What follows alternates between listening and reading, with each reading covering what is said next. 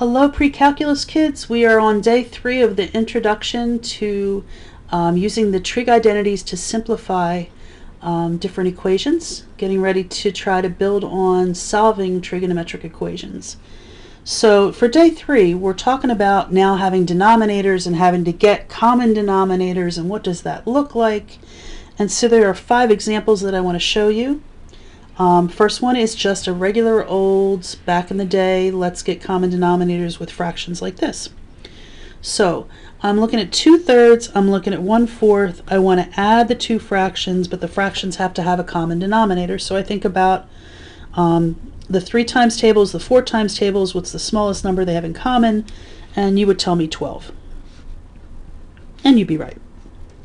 And so I need to match my denominators. This is a 3. He wants to become a 12. He needs to get multiplied by 4. Technically, it's 4/4. That gives me an 8 for my new numerator. This Mr. 4 wants to become a 12. He needs to get multiplied by 3. It's technically 3/3. 1 times 3 is 3. Then I keep the same denominators, 12, and I add the numerators, and they get 11. So if I were to take those two things, those two fractions, add them together, that's what it would look like. And so we want to apply the same thoughts to trigonometric functions. Easy for me to say, right? So I have 2 fractions I'm trying to add. One has a cosine, one has a sine. Well, you need one of each thing to make it work. So this is going to be the cosine of theta. I need a sine of theta as well.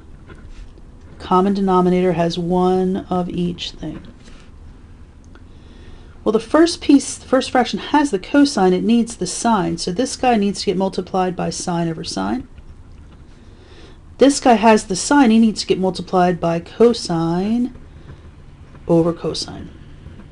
All right, so let's see what we got. Sine times 1 is sine, theta. 1 times cosine is cosine. And so here I am at this place, and all I can do is, just like I did over here, combine these together. I have one fraction with the common denominator that's cosine sine, and in the top I have a sine. Thank you for erasable pens. I have a sine plus a cosine. That's my numerators. I bring my numerators together. I can't combine them. Now some of you might want to cancel things. That might be something to say, right? I've got a sine on top, I got a sine on the bottom, I got a cosine on top, cosine on the bottom, but it cancels, I become a 1. That doesn't happen when you've got this plus sign in the middle. When there's plus or minus signs involved, you can only cancel if you've got a like group. So, final best answer is that right there. They don't have squares in them, so I can't use the Pythagorean identity that would have said sine squared plus cosine squared equals 1. That won't work because there's no squares. So, final answer, there you go. All right, part C. I have 2 fractions. This one's going to be a little longer. 2 fractions I'm trying to add together. I have to have one of each thing in the denominator. I need a 1 minus a cosine, and I need a 1 plus a cosine.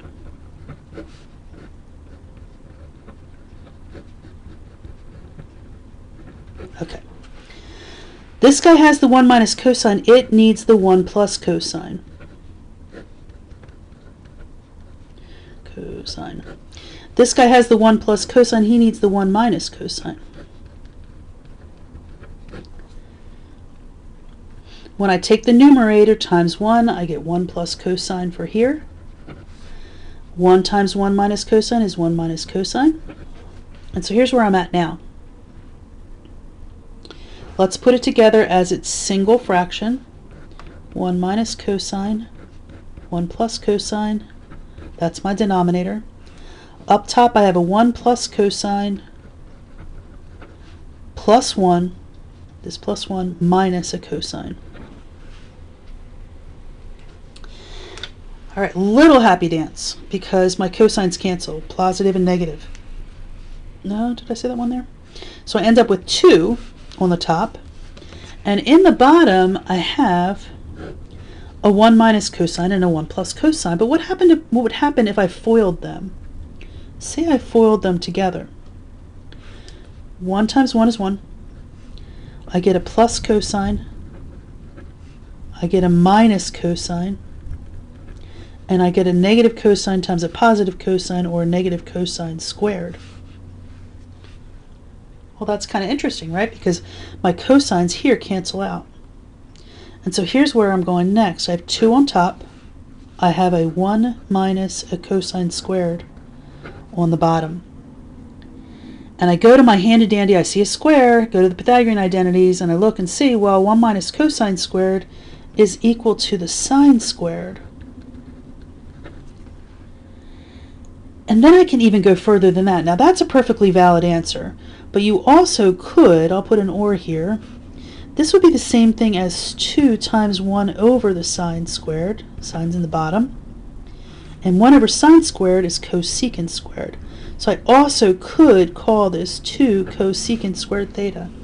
So answer this number 1 is good, answer this number 2 is good. Either one is a perfectly valid answer for this question. So you got a couple options for this one. All right, D. You can see they're growing and building a little bit more difficult each time. This one, if I think of the same thing with denominators, that tangent is over 1. It's just a tangent. And if I have a common denominator between these two things, that means between a 1 and a tangent, it would have to be a tangent. So the tangent of theta, this one's going to be a tangent of theta. This one needs to get multiplied by tangent for the denominators to match. That means I have tangent times tangent, or a tangent squared. This one already has the tangent, so it stays a secant squared. And when I put them together as their single fraction, I have a tangent squared theta minus a secant squared theta all over a tangent of theta. These squares make me think about my Pythagorean identities. Now this one's a little bit tricky because here's what's going to happen when you go and look at your page. It's a positive secant squared and a negative tangent squared, which is the opposite of what I have. So here's what you want to do. You're going to rearrange it. Let me show you. We're going to try to use that identity, but I want to rearrange it so that it's going to be a negative secant squared and a positive tangent squared. All I did was change their locations so I can set it up like the Pythagorean identity I'm trying to get it into. But again, I want the secant to be positive and I want the tangent to be negative. So what I have to do is literally factor out a negative 1. And if I take the negative away from this, now it's a secant squared theta. If I take a negative away from this, it's going to be a minus a tangent squared theta. I'll show you why that is in just 1 second. All right, let's distribute that negative back through and see what it does to it. Negative 1 times secant squared is negative secant squared. Negative 1 times negative tangent squared is a positive tangent squared. So I haven't changed the value of it, I just factored out that negative 1. And the reason I did that is because, guess what? This whole parenthesis thing equals 1. It's that Pythagorean identity that I was talking about. So what I have is negative 1 times positive 1, or a negative 1 over tangent of theta. And we all know that it's a reciprocal, right? 1 over tangent, and 1 over tangent is equal to cotangent, but because it's a negative, this guy's negative as well. And so you just calculated that out based off of the trig identities. And there is 1 to go. This is the one that I started in one direction, and then I stopped it because it got really messy. So I don't know if you want to see the messiness that I was thinking of when I did this. I went for going with common denominators. And I'll just show you. I'm going to use a different color pen and just kind of show you. This is over 1. If I went common denominatoring it, I get a cotangent, plus I have a cotangent here. This guy has the cotangent, so it would be a tangent. This guy needed the cotangent, so it would be a cotangent. And then I put them together with the like denominators and got this. Tangent of theta plus cotangent of theta, and I was like, that looks really messy because this would be like sine over cosine, this guy would be cosine over sine, and then I'd have all these crazy complex fractions going on. So I started in this direction, and then I was like, there's got to be a better way. So here's what I came up with. If I break this apart and make this the tangent of theta times 1 over the cotangent of theta, just this piece here, and then I have the plus 1. Watch and see how easy this becomes. You know that 1 over cotangent is equal to tangent. So now I have tangent of theta times a tangent of theta plus 1. Well, what's tangent times tangent? That would be tangent squared. And then if I look at tangent squared theta plus 1, that's one of your trig identities, and that equals secant squared theta. And that's your final answer. So you can see that was way easier than what I was going to get into over here. So the point is, if you start in one direction and it gets messy, try something else. There is no harm in that. These are really hard problems, and you got to just practice with them and try to be diligent. The one good thing is you only have so many choices for what you can turn things into, right? There's only this list of choices. So based off of that, that's how you're trying to simplify these or verify them. Remember, if you're verifying, you don't cross the equal sign. You've got to make one side equal the other side.